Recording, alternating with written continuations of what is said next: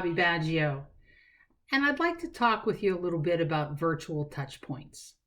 Touch points are where two things come together, and in particular, we're going to talk about touch points and communications in the virtual workplace. It doesn't really matter if you're talking to colleagues or you're talking to your boss or you're talking to students.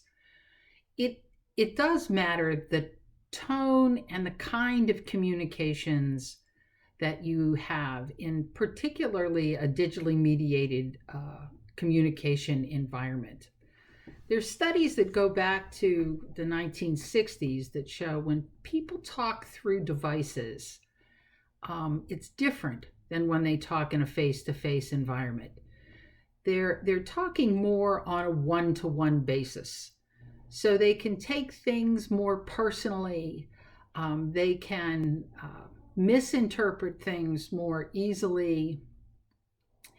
And how you talk, how you communicate to them in this environment, the number of devices you use, the way you reach out, the language that you use, the intonation that you use, even in an email, can be very important. So let's take a look at virtual touch points for the remote workplace. Here we go. What's so different about the remote workplace environment? Well, the answer to that is just about everything. Just about everything is different than a traditional face-to-face work environment. Technology is not technology if it happened before you were born. One of my favorite quotes from Sir Ken Robinson. So it's not just the fact that you're connected by technology in the remote workplace. It's also that you are out of your element. You are in a different environment, a different structure, maybe away from your colleagues, maybe at home, where you were immersed in something that before it was a remote work environment really was for your private life.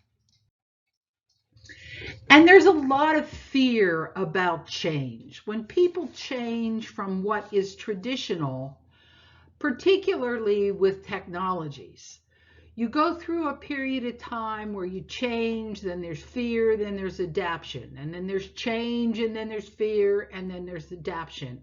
And we know one thing about technologies for sure. Whatever we have now will change. And people don't really like to change. It's not in their wheelhouse. It's not what they normally aspire to. And technologies change exponentially. It's difficult to imagine, if you just look through a little bit of technology's history, what we had to go through in terms of change.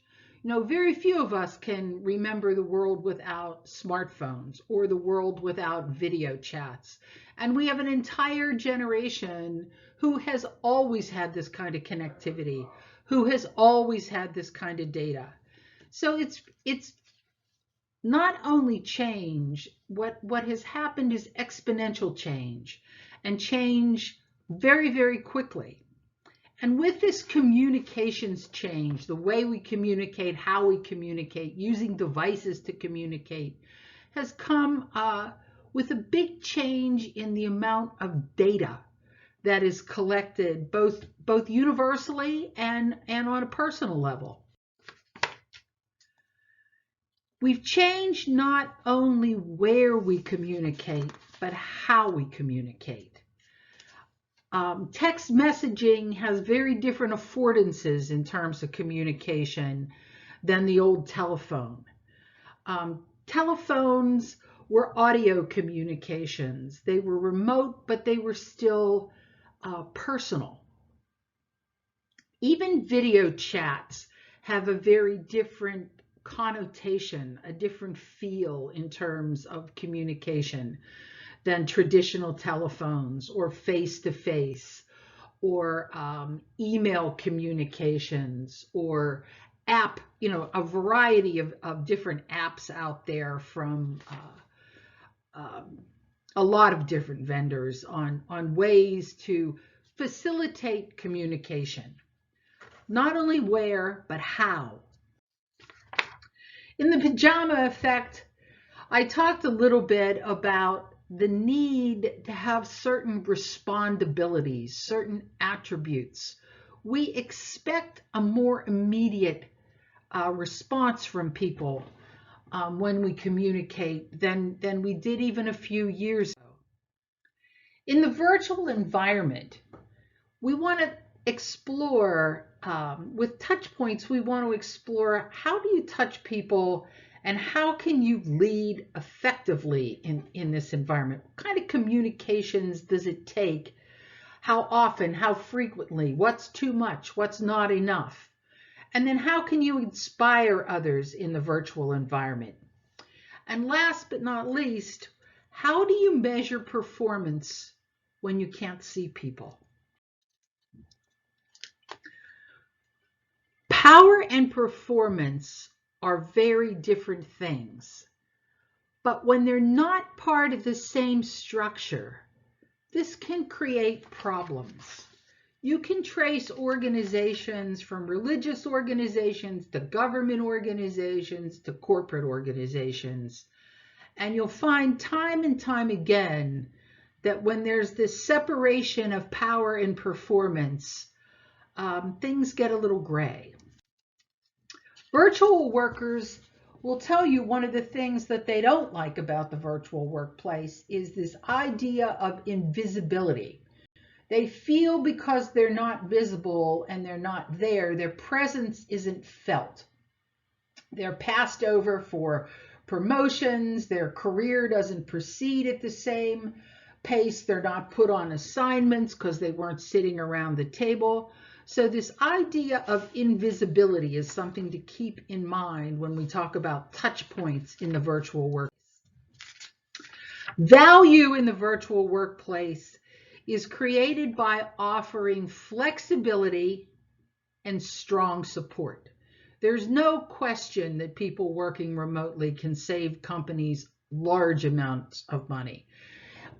It's a great place for family connections. It's a great place for people to have more satisfying lives, better use of their time, and be able to blend their personal life and their work life in a way that leads to greater life balance all the way around.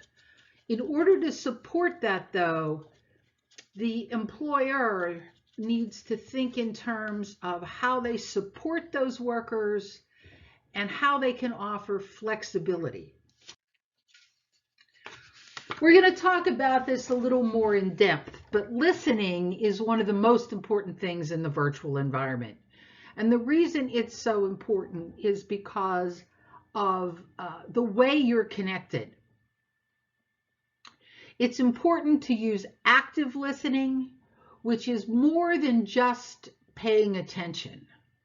Reflective listening, reflecting back what you heard a person say, not judging, not putting your own twist to it, but reflecting back what you think you heard, because sometimes what you think you heard isn't what you really heard. And then responsive listening is that ability to listen and then pause and respond to what you've heard in the way that you would like it to be heard. And then finally, intuitive listening. And I always call this the X factor, and we'll get into this a little bit more when we do the segment on listening between the lines. But intuitive listening is kind of that sixth sense listening. Listening with that inner knowing to what's being said. And what do good leaders do in this environment? They navigate within the structures and procedures that are in place. They don't overstep boundaries. They use clear communications, and they learn to read between the lines.